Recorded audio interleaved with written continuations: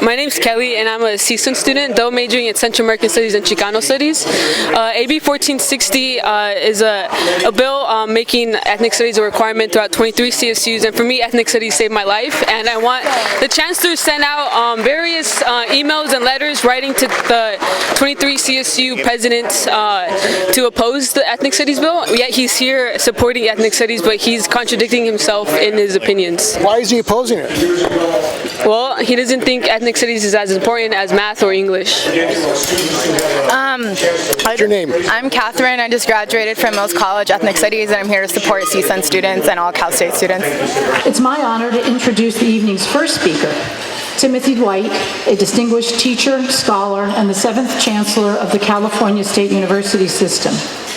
Under his leadership, the CSU has emerged as a national leader in educational equity, environmental sustainability, and diversity in leadership.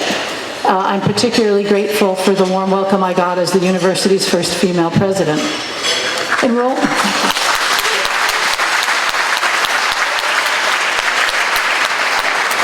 Under Chancellor White, enrollments have grown across the CSU, providing access for more than 35,000 additional students over the last few years. And graduation rates across all of our universities have increased substantially, are at all-time highs. This results in greater upward mobility for our students and their families, and provides the state with the people and knowledge it needs to thrive. I'm honored that he was able to join us today, and please join me in welcoming Chancellor White.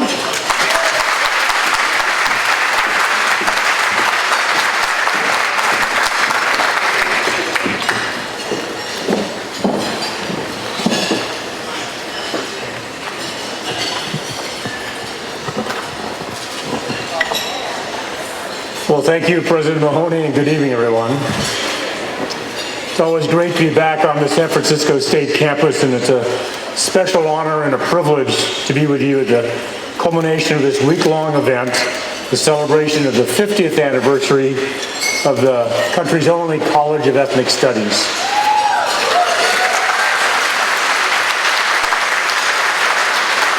You know, just a few weeks ago, I had the opportunity to listen to Cal State trustee Cy Abrego describe his experience as a student of color on a CSU campus during the late 60s.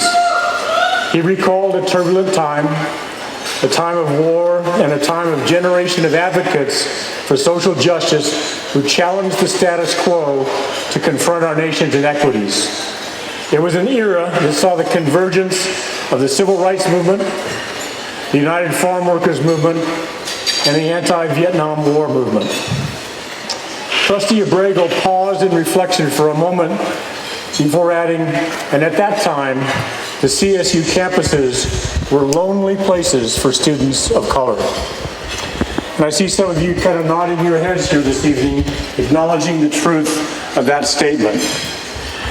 And while I too know that this was the case, when you look at our campuses just 50 years later, it's almost hard to believe that CSU is the most ethnically diverse university in the country. Today, more than half of our student body are students of color, and 1/3 are first in their families to attend college. And while we have much more work to do to ensure that our skilled and dedicated faculty reflects the dynamic diversity of our students they teach, there's no question that we have come a long way since 1969. So what spurred this transformation, this transition?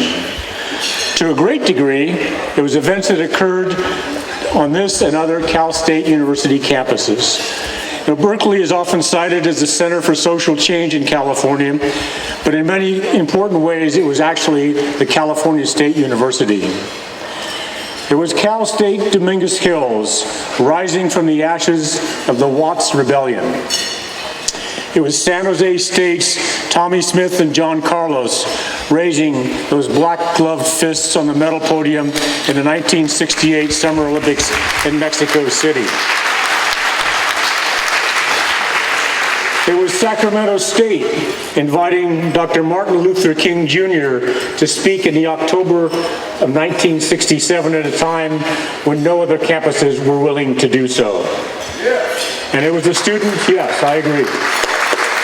And it was a student protest at many Cal State campuses across California, perhaps most notably Long Beach, Northridge, Los Angeles, and of course here, the epicenter, San Francisco, where the protest and student strike resulted in the 1969 establishment of this nation's first and only College of Ethnic Studies, which we are celebrating this evening.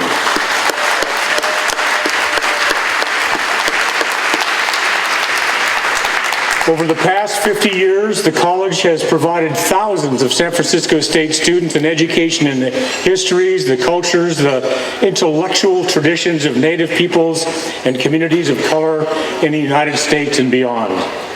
But equally important, the college has also provided these same students a sense of community, an opportunity to connect with students and faculty and staff whose life experiences reflect their own, and a platform to find their voice and to use it to advocate for positive change in the local community, throughout the state, across the nation, and indeed the world.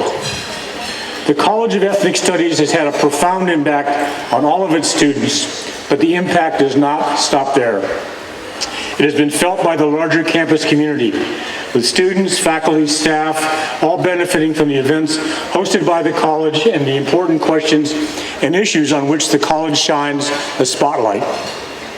And it is evident in the arc of history, as it bends towards progress, that the College of Ethnic Studies has not only given a voice to the history and experiences of the communities of color, it has also informed and inspired other civil rights efforts, from women's rights to disability rights to the LGBTQIA rights as well. The College of Ethnic Studies, as well as the events that took place on this and other campuses a half-century ago, represent a critical, foundational source, the dynamic diversity that is now such an intrinsic and permanent part, inextricably so, of the DNA of the California State University. In fact, academic excellence at the CSU is utterly dependent on the higher and richer learning that occurs for all students when the university is diverse in its people, programs, and shared ideas. So we owe an enormous debt of gratitude to the San Francisco State University College of Ethnic Studies and to its students, faculty, and staff, past, present, and future. Thank you. Yours is a remarkable and enduring legacy. May your work continue to enrich lives, elevate families and communities for generations to come. What do we want? AB 1460! When do we want it? Now! What do we want? AB 1460! When do we want it? Now! What do we want? AB 1460! What do we want? AB 1460! I hear your voices. Now! What do we want? AB 1460! When do we want it? Now! What the fuck do we want? AB 1460! When do we want it? Now! I know, I hear your voices, and I thank you for your voices. And I'm reminded